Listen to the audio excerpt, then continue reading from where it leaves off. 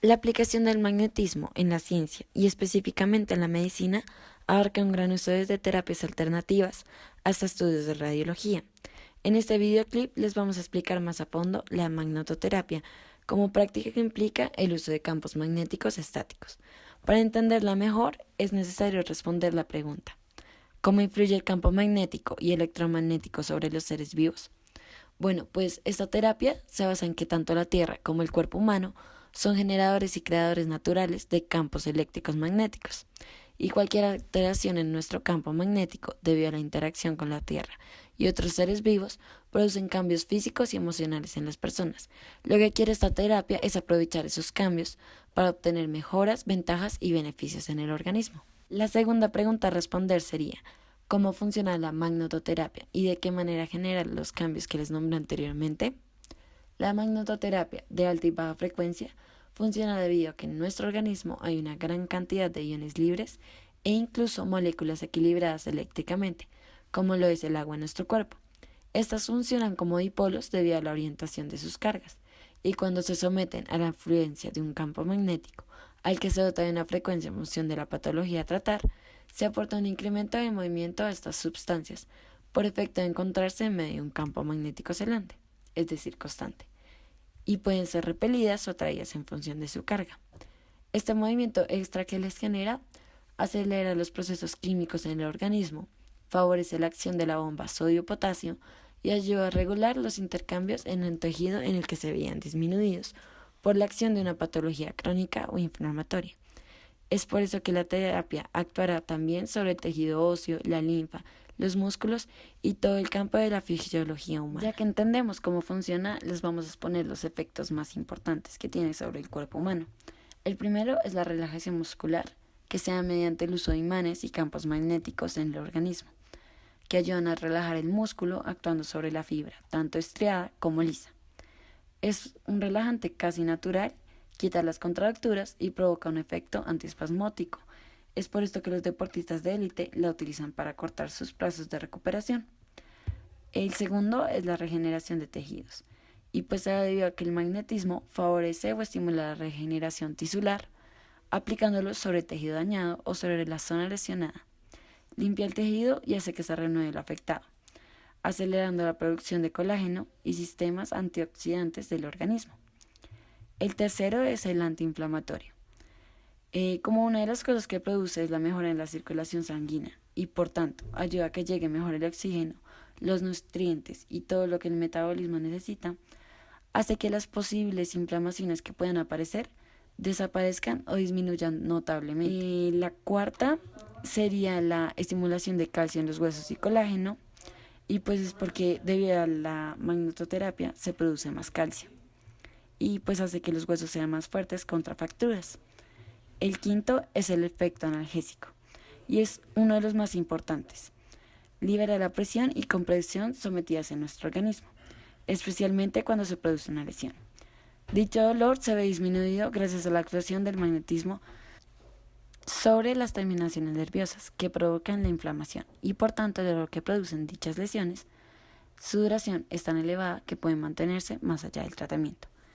La siguiente pregunta es, ¿la magnetoterapia tiene muchas contraindicaciones? Sí, la magnetoterapia presenta varias contraindicaciones. Por ejemplo, a las personas que llevan implantado un marcapasos no se les puede hacer este procedimiento. También, en caso de patologías tumorales, se evita por la capacidad de acelerar los procesos tróficos, y en mujeres embarazadas, que aunque no haya pruebas, se previene para no poner en peligro al bebé. Una de las enfermedades en las que están comprobados los efectos de la magnetoterapia es la osteoporosis. Recordemos que la osteoporosis es una enfermedad que adelgaza y debilita los huesos, aumentando el riesgo de fracturas. Está comprobada debido a que la magnetoterapia puede aumentar la habilidad del cuerpo para curar fracturas óseas y además fomentará el crecimiento celular alrededor de la zona de la fractura. Para esto se usan las correas de terapia magnética, envolturas, plantillas y almohadillas, que se ubican en la zona que concentre más dolor. El magnetismo en la industria. Vamos a hablar sobre el tren de levitación magnética. Es un tren o un vehículo sobre unos rieles que usan propiedades magnéticas y cuánticas para que logre levitar. Este tipo de transporte no tiene contacto con ninguna superficie. Significa que se reduce enormemente la resistencia por fricción.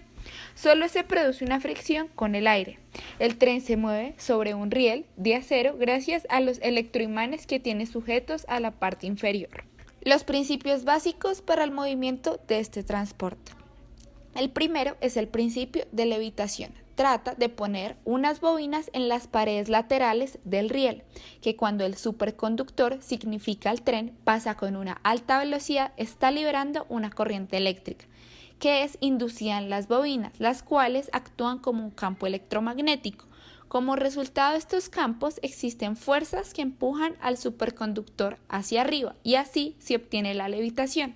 También se puede obtener a partir de fuerzas repulsivas y atractivas del magnetismo. El segundo es el principio de guía lateral. Las bobinas se ubican en la parte inferior del riel, generando un anillo magnético.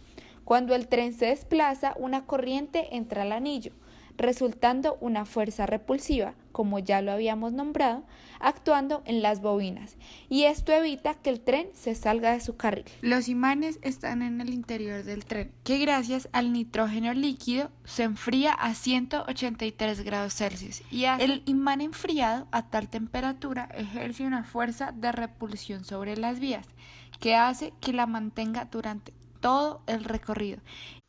Uno de los campos en los que la tecnología ha avanzado a gran escala con la implementación del magnetismo es también la grabación magnética, realizada en cintas magnéticas y discos duros y flexibles. Dicha grabación se realiza por medio de un montaje que consiste en un material magnético muy permeable.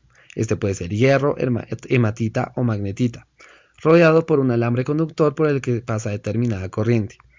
El campo magnético en la brecha magnetiza el medio magnético en dirección del campo.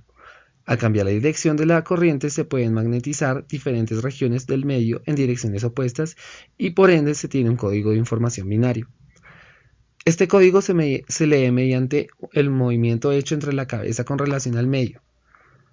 Al interceptar la cabeza con el campo magnético del medio, se obtienen pulsos eléctricos por la ley de Lenz, que relaciona los cambios producidos por el campo eléctrico por un conductor con la propiedad de variación de flujo magnético.